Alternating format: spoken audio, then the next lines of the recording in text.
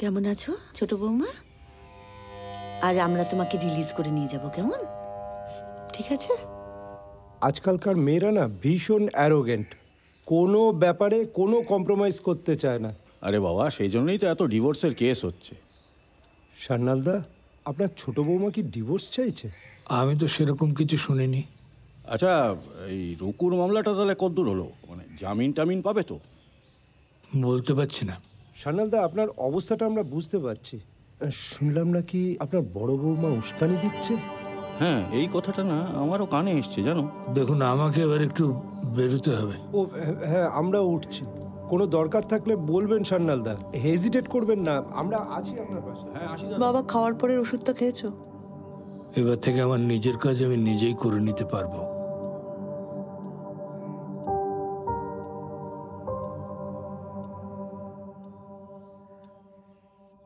আর 2 দিন রাখলে ভালো করতেন।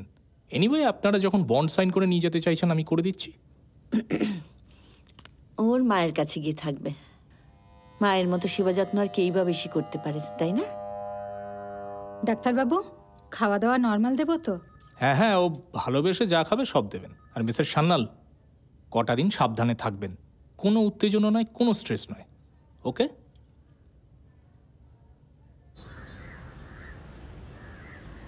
আরে তুই তো কামাল করে দিয়েছিস এই প্রজেক্টটা। আরে ছাড়। Have you heard about Raktim Sanyal's case? আজকের হট টপিক। আজকে তো ওকে পুলিশ অ্যারেস্ট করেছে। উইচ রক্তিম? আরে দ্যাট স্নব গাই যে লাস্ট ইয়ার কোম্পানি ছাড়লো। বিশাল লিফট পেয়েছে শুনেছি। এদিকে তার তো হাতা হয়ে গেছে। নতুন বউ বাম্বু দিয়ে কেটে পড়েছে। আমার বড় মাসির পাড়ায় থাকে। আরে কেসটা কি? Domestic violence. নতুন বউকে কেলিয়ে সোজা হসপিটালাইজড করে দিয়েছে। সাইকো সালা। আস্তে, রক্তিমের এক্স গার্লফ্রেন্ড আসছে। Good afternoon guys. Good afternoon.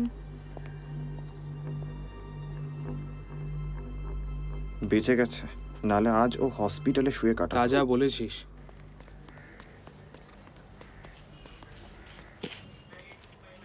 কি ওকালতনামা? না, তার আর দরকার পড়বে না। মানে?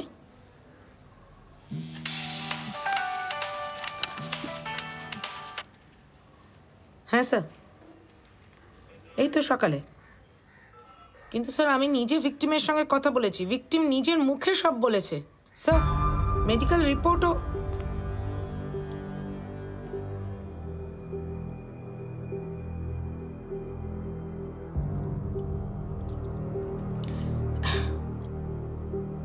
বুঝেছি স্যার।